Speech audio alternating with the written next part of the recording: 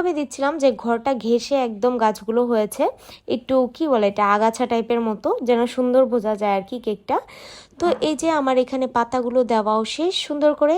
এখন ভাবলাম কেকটা আরেকটু সুন্দর করা লাগবে, যেহেতু এটা বাবুর জন্য কেক, আর আমরাও সে আসার জন্য খুবই এক্সাইটেড ছিলাম। আমার মেয়ে তো সারাক্ষণ ওই বাবুর কথা বলে, শুধু ওই বাসাতেই যেতে চায়। তো যাই হোক, সেও খুব এনজয় করে দেখছিল যে কি ঘর ঘর কেক বানাচ্ছ, এটা কার জন্য বানাচ্ছ। তো বললাম যে বাবু যে নানু বাড়ি আসবে সেই জন্য তোমার জান্নাত খালামণি এটা নিচ্ছে। তো সেও খুব খুশি ছিল, তো বারবার এসে এসে শুধু দেখছিল। এখন আমার কাছে মনে হলো কেকটা একদম কমপ্লিট হবে যদি কিনা এক পাশে একটু সূর্য দিতে পারি। তো কেননা আমি অবশ্যই সূর্যটা এঁকেও ফেলেছি। এখানে একদম কুসুম কালারের মতো একটা ইয়েলো আমি নিয়েছিলাম।